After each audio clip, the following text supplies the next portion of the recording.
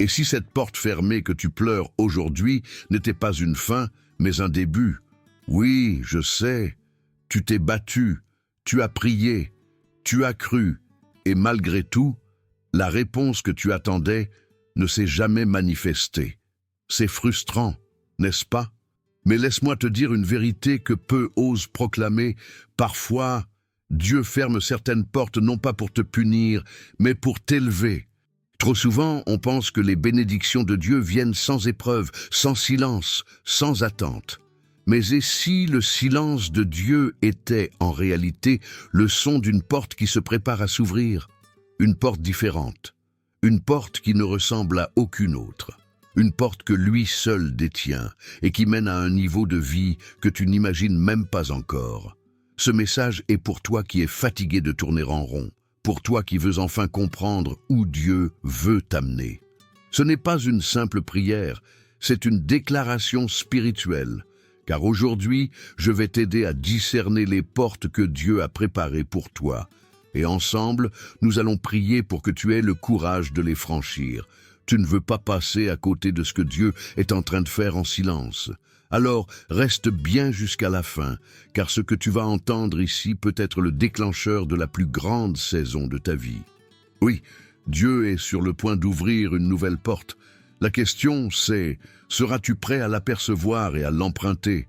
Tu t'es déjà demandé pourquoi certaines opportunités semblaient parfaites, mais se sont soudainement refermées devant toi? Ce n'est pas un hasard. Ce que tu prends pour une fin est souvent un redirectionnement divin. Dans l'Apocalypse 3:7, il est écrit que Jésus ferme, et personne n'ouvrira. Il ouvre, et personne ne fermera. Dieu ne ferme jamais une porte sans avoir en vue une meilleure issue pour toi. Souvent, on se sent découragé quand une prière ne trouve pas la réponse qu'on attendait. Mais la foi ne consiste pas à tout comprendre, elle consiste à faire confiance à celui qui voit tout. Dieu ferme des portes pour nous éviter des pièges que nous ne percevons pas. Il agit comme un bon père, qui préfère parfois dire non pour mieux dire oui plus tard. C'est sa fidélité qui parle, pas son absence. Regarde la vie de Joseph, trahi par ses frères, vendu comme esclave, puis emprisonné pour un crime qu'il n'a pas commis. À première vue, ce sont des échecs successifs, des portes verrouillées, mais chaque étape l'amenait plus près de sa destinée. Genèse 50:20 résume tout. Vous aviez projeté de me faire du mal, Dieu l'a changé en bien. Ce que tu vois comme une perte est parfois une préparation céleste. Ne t'accroche pas aux portes que Dieu a déjà fermées. Ce qui t'a blessé dans le passé ne t'empêche pas d'accéder à ce que Dieu a prévu dans l'avenir. Arrête de frapper là où Dieu ne veut plus que tu entres. Laisse-le t'enseigner à faire confiance, même dans le silence, même dans l'incompréhension. C'est souvent dans l'attente que la foi se raffine. Alors si une porte vient de se fermer devant toi, ne panique pas. Respire, relève la tête et souviens-toi que Dieu ne t'abandonne jamais. Il t'oriente, il te protège, il prépare un autre chemin.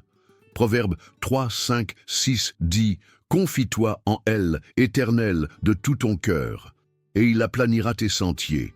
Même quand tu ne comprends pas, choisis de le suivre, et tu verras, bientôt, une autre porte s'ouvrira devant toi. » Reconnaître une porte ouverte par Dieu demande plus que de simples yeux physiques. Il faut des yeux spirituels, une oreille attentive et un cœur sensible à sa voix. Dieu ne travaille pas toujours dans le spectaculaire, mais souvent dans le discret. Ces portes ne sont pas toujours grandes ouvertes. Parfois, elles s'entr'ouvrent à peine. Et c'est à nous de discerner, avec foi, ce que lui seul peut révéler. Parfois, c'est un détail du quotidien, une rencontre anodine, un mot au bon moment. Le boiteux à la porte du temple en acte 3 ne s'attendait pas à recevoir un miracle, il voulait de l'argent. Mais Dieu, à travers Pierre et Jean, avait préparé une guérison. Il faut apprendre à voir Dieu agir dans ce qui semble normal. Car souvent, l'extraordinaire est caché dans l'ordinaire. Dieu t'enverra des signes, des inclinaisons dans ton esprit, un sentiment de paix malgré l'incertitude. Il peut utiliser une prédication, un verset lu au hasard ou même une conversation inattendue. Rien n'est accidentel quand Dieu veut parler. 1 Corinthiens 2,14 nous dit que l'homme naturel ne reçoit pas les choses de l'Esprit de Dieu, parce qu'elles se discernent spirituellement. Il faut donc rester réveillé. Plus tu marches avec Dieu, plus tu affines ta capacité à reconnaître sa main dans ta vie. Ce n'est pas une science, c'est une relation. Et plus cette relation est profonde, plus la clarté vient. Il ne s'agit pas de forcer une porte ou de t'auto-convaincre, mais d'écouter l'esprit et de vérifier dans la parole. Dieu confirme toujours ce qu'il ouvre. Il n'est pas Dieu de confusion. 1 Corinthiens 14, 33. Si tu ressens une paix profonde, une conviction douce mais ferme, et que cela s'accorde avec la Bible et l'amour de Dieu, alors avance. Ne doute pas. Même si la porte semble petite ou différente de ce que tu imaginais, elle peut cacher une immense bénédiction. Rappelle-toi du psaume 119, 105. Ta parole est une lampe à mes pieds et une lumière sur mon sentier. Laisse cette lumière te guider, pas ton raisonnement. Il y a une paix que le monde ne comprend pas, une paix qui reste, même quand tout semble incertain. Cette paix vient de Dieu. Elle est l'un des indices les plus sûrs que tu es en train d'entrer dans quelque chose que le ciel approuve. Philippiens 4, 7 dit clairement « Et la paix de Dieu, qui surpasse toute intelligence, gardera vos cœurs et vos pensées en Jésus-Christ. » Lorsque tu t'approches d'une décision ou d'une opportunité, pose-toi cette question simple. Est-ce que j'ai la paix? Pas une excitation temporaire, mais une tranquillité profonde. Si ton cœur est agité, rempli de confusion, ou si tu ressens un poids constant, attends. Dieu ne pousse pas dans la panique, il attire dans la paix. Souvent, la confirmation de Dieu vient en plusieurs temps. Une parole dans la Bible, une prière exaucée, un conseil d'un frère ou d'une sœur en Christ. 2 Corinthiens 13, 1 nous enseigne que, par la bouche de 2 ou 3 témoins, toute parole sera établie. Dieu ne te laisse pas avancer dans l'aveuglement. Il aime te rassurer encore et encore, mais il faut rester connecté. La prière constante, la lecture de la Bible et une vie d'écoute sont tes meilleurs alliés pour recevoir cette confirmation. Parfois, Dieu parle dans le silence. D'autres fois, il parle avec insistance, mais toujours avec paix. Ésaïe 30, 21 dit « Et tes oreilles entendront derrière toi la voix qui dira « Voici le chemin, marchez-y. » Il guide avec douceur, jamais dans la confusion. Si tu ressens une paix qui dépasse toute logique, une sécurité intérieure même face à l'inconnu, alors ne doute pas. C'est Dieu qui te prépare. Il ne fait pas les choses à moitié. Quand c'est lui qui ouvre la porte, il te donne aussi le repos pour y entrer. Marche avec assurance, car là où règne sa paix, sa volonté est en mouvement. Dieu ne nous appelle pas à rester là où c'est facile. Il nous pousse à sortir, à marcher sur l'eau, même quand les vagues sont hautes. La foi n'est pas un concept théorique, c'est un pas concret dans l'inconnu. Hébreux 11, 8 nous dit « C'est par la foi qu'Abraham, lors de sa vocation, obéit et partit sans savoir où il allait. » Voilà la vraie confiance. On aimerait tous que Dieu nous montre le plan complet avant d'agir, mais souvent, il ne donne qu'une étape à la fois. C'est frustrant, mais c'est aussi une façon de former notre caractère. Chaque pas dans l'inconfort est un pas vers la maturité. Dieu veut des enfants qui marchent par foi, pas par sécurité. Il t'appelle à le suivre, même dans l'incertitude. Sortir de ta zone de confort, c'est quitter ce qui est prévisible pour découvrir ce qui est providentiel. Regarde Moïse. Il a dû fuir le confort de la cour royale pour se retrouver dans le désert. Mais c'est là que Dieu lui a parlé dans le buisson ardent. Exode 3. C'est souvent dans les lieux secs, inconfortables, que naissent les plus grandes révélations. Tu veux une vie avec Dieu puissante?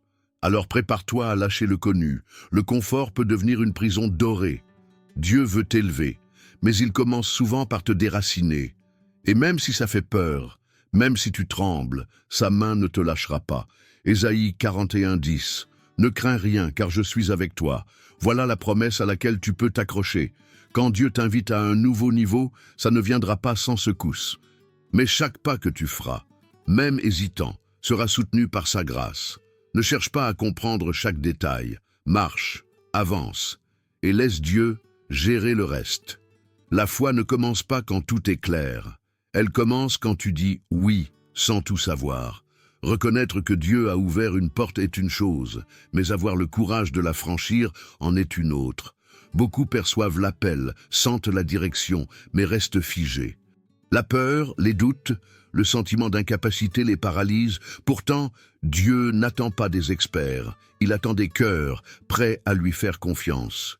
Dans Actes 14, 8, 10, Paul voit un homme infirme de naissance.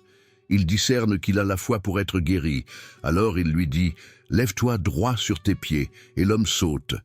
Imagine s'il avait hésité, douté, réfléchi trop longtemps.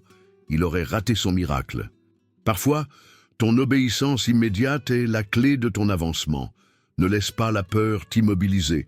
Dieu ne te demande pas d'être parfait, il te demande d'avancer. Il est celui qui ouvre les portes, mais aussi celui qui t'équipe pour les franchir. Souvent, on attend de se sentir prêt, mais dans la Bible, Dieu appelle des gens en cours de route. Gédéon, Moïse, Jérémie, tous se sentaient incapables. Mais Dieu ne regarde pas ce que tu es aujourd'hui. Il voit ce qu'il va faire à travers toi. Il y aura toujours une voix dans ta tête qui dira « Et si ça ne marche pas ?» Mais il y a une voix plus forte, celle de Dieu qui dit « Je suis avec toi ». Josué 1, 9 affirme « Ne t'ai-je pas donné cet ordre? Fortifie-toi et prends courage. Ne t'effraie point, car l'Éternel ton Dieu est avec toi dans tout ce que tu entreprendras. Voilà ta force. Alors aujourd'hui, fais ce pas. Même si c'est petit, même si tu trembles, le miracle se produit en marchant, pas en réfléchissant éternellement. Dieu ouvre des portes, mais c'est à toi d'y entrer. Il t'attend de l'autre côté, avec sa puissance, sa paix et son plan. Ne reste pas bloqué au seuil, traverse avec foi, et tu verras ce qu'il avait préparé pour toi depuis le début. Quand Dieu ouvre une porte, ce n'est pas pour qu'on la contemple en silence, c'est pour qu'on agisse. Le royaume de Dieu n'avance pas par des intentions, mais par des actions audacieuses. Dieu cherche des hommes et des femmes qui osent bouger, même quand tout en eux leur dit de rester. Jacques 2, 17 dit « La foi, si elle n'a pas les œuvres, elle est morte. » La foi agit. Mais attention, agir ne veut pas dire foncer seul. L'audace chrétienne n'est jamais indépendante. Elle est profondément enracinée dans la dépendance à Dieu. Proverbe 3, 6 nous enseigne « Reconnais-le dans toutes tes voies et il aplanira tes sentiers. » L'audace, ce n'est pas la folie.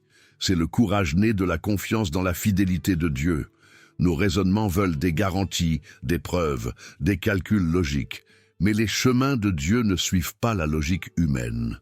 Ésaïe 55, 9 le dit clairement « Mes voies ne sont pas vos voies. » Agir selon Dieu, c'est accepter de le suivre même quand ça défie notre entendement. Les grandes percées viennent toujours après une obéissance incompréhensible. L'ennemi essaiera de te faire douter, de retarder ton pas, de t'embrouiller. Il sait que chaque action inspirée de Dieu déclenche des miracles. Regarde Pierre. Il a marché sur l'eau non parce qu'il savait nager, mais parce qu'il a cru à la parole de Jésus. Matthieu 14, 29. Le miracle s'est produit dès qu'il a posé le pied hors de la barque. Si tu sais que Dieu t'a ouvert une porte, n'attends pas que tout soit parfait, bouge, même avec peu de moyens, même avec des tremblements. Dieu n'attend pas que tu sois sans peur, mais que tu lui sois fidèle. Celui qui appelle équipe et celui qui envoie marche avec toi. Ose aujourd'hui, car la prochaine étape ne s'active que si tu avances. Franchir la porte, c'est déjà un acte de foi. Mais y rester, malgré les vents contraires, demande une foi encore plus profonde. Beaucoup abandonnent dès les premières difficultés, croyant s'être trompés de chemin. Pourtant, les obstacles ne sont pas toujours des signes d'erreur. 1 Corinthiens 16, 9 nous éclaire. Une porte grande et efficace m'est ouverte, et les adversaires sont nombreux. Ce n'est pas parce que tu rencontres de la résistance que Dieu n'est pas dans l'affaire. Bien au contraire, le diable ne perd pas de temps avec les portes inutiles. Il attaque ce qui a du potentiel. Si tu es en guerre, c'est que tu es dans la bonne direction. L'opposition ne veut pas dire recule, mais tiens bon. La persévérance est l'arme du croyant mature. Galates 6, 9 nous exhorte, « Ne nous lassons pas de faire le bien, car nous moissonnerons au temps convenable si nous ne nous relâchons pas. Les fruits n'apparaissent pas le lendemain. Dieu travaille en profondeur, en silence, en secret. Et ce que tu cultives aujourd'hui, même dans la douleur, produira un impact éternel. Ce qui te fera tenir, ce ne sont pas les applaudissements, ni les résultats immédiats. C'est ta confiance dans les promesses de Dieu. Il t'a placé là pour une raison, et ce qu'il commence, il l'achève. Philippiens 1, 6. Tu dois tenir, même quand tu ne comprends pas tout, même quand tu te sens seul. La fidélité dans l'épreuve attire la faveur divine. Alors si tu es passé par cette porte que Dieu a ouverte, ne te laisse pas intimider par les tempêtes. Tiens bon. Ce n'est pas le moment de douter, mais de creuser plus profondément en Dieu. La résistance est parfois la confirmation que tu es exactement là où il te veut. Et dans ce lieu d'endurance, quelque chose de grand est en train de naître. Entrer par la porte ouverte de Dieu n'est que le début d'un parcours. Pour y rester, il faut nourrir ton âme. Et cette nourriture vient de l'intimité avec Dieu. Jean 15, 5 nous rappelle les mots de Jésus. « Sans moi, vous ne pouvez rien faire. » La prière n'est pas une option de secours, c'est ton lien vital avec la source de ta force. Quand tu négliges la prière, le doute s'installe, tu perds le focus, tu t'éparpilles et ton zèle s'affaiblit. Mais un cœur qui reste connecté au ciel garde le cap, même dans les tempêtes. Les disciples, dans Actes 4, 31, persévéraient dans la prière et furent remplis du Saint-Esprit. La puissance spirituelle ne vient pas du talent, mais de la communion. Le diable ne craint pas tes projets, mais il tremble quand tu deviens constant dans ta vie spirituelle. C'est dans la régularité que naît la maturité. Proverbe 4, 25, 27 nous appelle à garder les yeux fixés droit devant, à ne pas nous détourner. Les distractions sont nombreuses, mais ton appel est plus précieux que n'importe quelle tentation passagère. Dieu veut te faire grandir. Il ne t'a pas placé dans cette saison pour que tu tournes en rond, mais pour que tu sois affermi. Et cela passe par la fidélité dans les petites choses. Luc 16, 10 dit « Celui qui est fidèle dans les moindres choses l'est aussi dans les grandes. » La constance précède l'élévation. La maturité s'éprouve dans le silence, pas seulement dans les exploits. Si tu veux rester là où Dieu t'a placé, choisis chaque jour la communion avec lui. Ne laisse pas ton feu s'éteindre par la négligence. Reste centré, discipliné et prêt à obéir. Car c'est en marchant fidèlement que tu verras les prochaines portes s'ouvrir. Et ce que Dieu t'a confié aujourd'hui, c'est le terrain d'entraînement pour le miracle de demain. Aujourd'hui, tu n'as plus d'excuses. Tu as reçu les clés, les principes et la révélation. Tu ne peux plus faire semblant de ne pas savoir. Dieu est en train de te tendre la main pour te faire passer à un autre niveau, mais c'est à toi de répondre. Ce que tu fais après avoir entendu cette vérité, c'est ce qui déterminera ton avancement spirituel. Ne laisse pas les blessures du passé t'empêcher d'entrer dans ce que Dieu prépare. Ne reste pas à la porte par peur de l'échec, alors que ton nom est déjà inscrit de l'autre côté. Dieu veut faire de toi un témoignage vivant de sa puissance, mais il attend ton pas de foi. Alors lève-toi, parle à ton âme, et choisis de lui faire confiance à nouveau. Ne laisse personne t'éteindre. Ce que Dieu a préparé pour toi ne dépend pas de l'approbation des autres. Il n'a pas besoin que tu sois parfait, seulement que tu sois disponible. Et si tu persévères dans l'intimité, dans la prière, dans la fidélité, tu verras sa gloire éclater au grand jour. Tu es plus proche de la percée que tu ne le penses. Ne te laisse pas voler cette saison par la peur ou l'indifférence. Aujourd'hui peut être le tournant de ta vie si tu le veux vraiment. Et je prie pour que tu ne passes pas à côté de cette porte que Dieu a façonnée juste pour toi. Père éternel, merci pour chaque cœur qui entend cette parole aujourd'hui.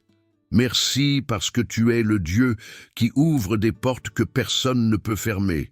Merci pour ta fidélité, même quand on ne comprend pas tout. Nous reconnaissons que tes plans sont meilleurs que les nôtres, et nous nous abandonnons à ta volonté parfaite. Seigneur, pardonne-nous pour toutes les fois où nous avons douté, reculé ou abandonné. Viens guérir nos cœurs fatigués et restaure en nous l'audace de te suivre sans condition. Nous choisissons aujourd'hui de te faire confiance à nouveau, d'ouvrir nos mains et de lâcher le passé pour saisir ce que tu veux nous donner. Remplis-nous d'une paix profonde, celle qui vient du ciel et non du monde. Donne-nous la force d'entrer dans les opportunités que tu mets sur notre chemin. Même si nous tremblons, nous marcherons, car tu es avec nous. Ta parole dit en Philippiens 4, 13, « Je puis tout par celui qui me fortifie ». Alors fortifie-nous, Seigneur. Nous prions aussi pour la persévérance, que nous ne soyons pas de ceux qui abandonnent, mais de ceux qui tiennent ferme jusqu'à la fin. Donne-nous la maturité, la sagesse et le discernement pour rester fidèles dans l'appel que tu nous adresses. Que chaque porte franchie nous rapproche de ton cœur. Enfin, Seigneur, que ton nom soit glorifié dans chaque témoignage à venir, que les portes que tu ouvres révèlent ta grandeur, ta grâce et ta puissance. Nous déclarons la victoire sur la peur, la confusion et la stagnation. Et nous marchons par la foi dans la saison nouvelle que tu nous donnes. Au nom puissant de Jésus, Amen. Si ce message t'a touché, écris Amen dans les commentaires pour sceller cette prière dans ton cœur. Abonne-toi à la chaîne pour recevoir d'autres messages qui fortifient ta foi. Et partage cette vidéo avec une personne que tu aimes. Elle pourrait être la réponse à sa prière silencieuse. Que Dieu te bénisse puissamment.